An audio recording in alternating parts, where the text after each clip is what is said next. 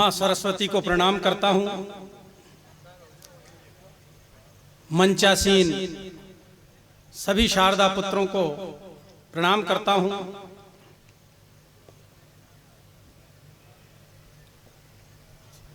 सम्माननीय पत्रकारों को, सभी अतिथियों को और दूर दराज क्षेत्र से इस भव्य कवि सम्मेलन को सुनने आए रसिक श्रोताओं को प्रणाम करता हूं। अभी भाई देवेंद्र जी ने मेरा परिचय कराया, केवल नाम ही बताया। मैं अपना परिचय चंद पंक्तियों में आपको देना चाहता हूं। स्वागत गुरुजी, स्वागत। के नाम है माणक चंद, जन्मभूमि टोंक मेरी, काली पलटन विकास नगर में निवास है।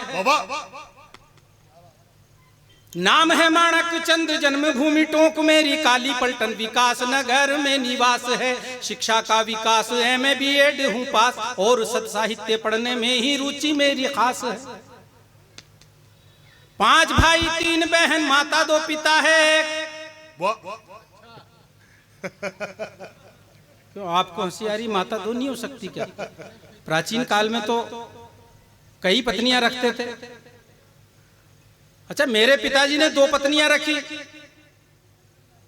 इसके पीछे मनोविज्ञान का कोई कारण नहीं था, विज्ञान का एक बहुत बड़ा कारण था।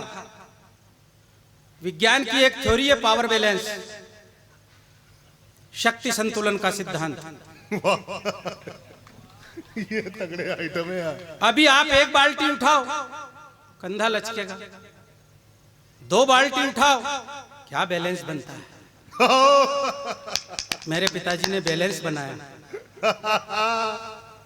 5 भाई 3 बहन, माता 2 पिता है। एक 30 आदमी का छोटा सा ही परिवार है।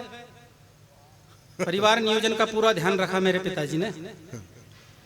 5 भाई 3 बहन, माता 2 पिता है। एक 30 आदमी का छोटा सा ही परिवार है।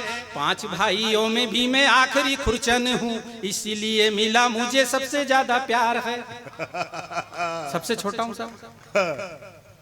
अच्छा, मेरे परिचय में कुछ संक्षिप्त शब्द आएंगे, जैसे राऊ मावी राजकीय उच्च माध्यमिक विद्यालय, रावीवीजे राजस्थान विश्वविद्यालय जयपुर।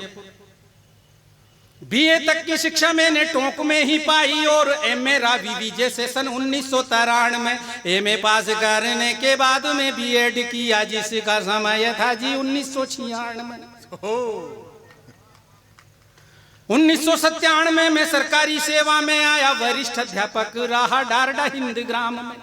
मेरे टोंक के पास एक गांव है डारडा हिंद। 1997 में सरकारी सेवा में आया, वरिष्ठ अध्यापक रहा डारडा हिंद ग्राम में। 14 वर्ष गांव में सेवा के बाद प्राध्यापक रहा में था राऊ मावी कोठी ना तमाम में। राजकीय उच्च माध्यमिक विद्यालय कोठी ना तमाम। खींच लो, आधा ही लोगे पूरा।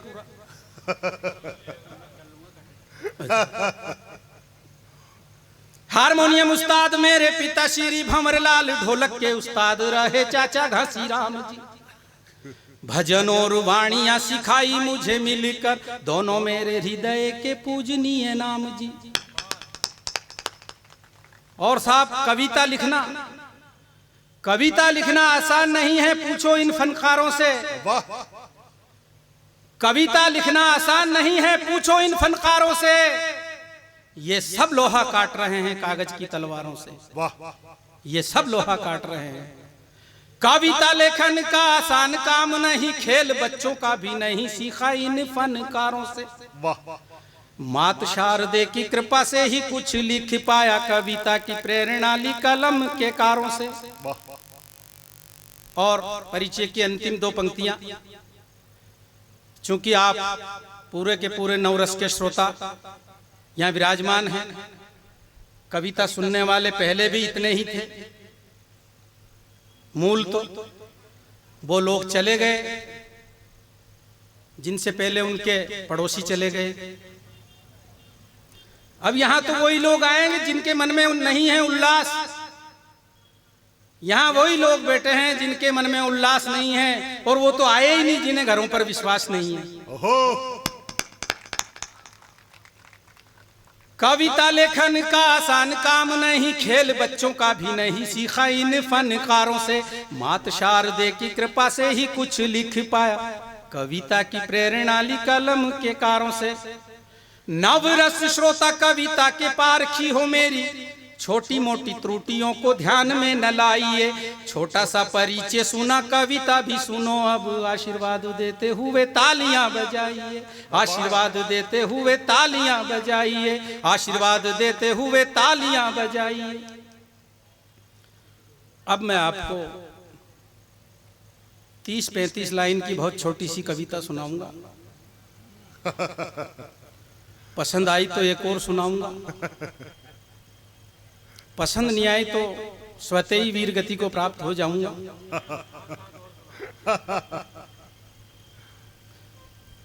भैया फोटो मेरी खींचने हैं तो जल्दी खींच, फोटो मेरी खींच ले पण एक आंख मत खींच। ये फायदा उठा रहा है 377 का। या तो पत्रकार फोटो खींचते या अच्छा साहब, पत्रकारों के फोटो खींचने का अलग नजरिया होता साहब। वो किसी को भी सड़क पर ले आते हैं और किसी को बहुत ऊंचा बिठा देते हैं। अभी एक पत्रकार भाई फोटो खींचने आए थे, मेरे साथ बहुत बुरी गुजरी। वो फोटो खींच के ले गए जोधपुर के कवि सम्मेलन में, फोटो अखबार में छपी। अखबार दूसरे दिन हलवाई की दुकान पे गया रद्दी के भाव, उसने जलेबी दी, लोगों ने जलेबी खाई, अखबार को फेंक दिया, उसमें मेरा फोटो चबा था, उसको कुत्ता चाट रहा था। तो ये क्या है कि फोटो खींचने का बड़ा वो है।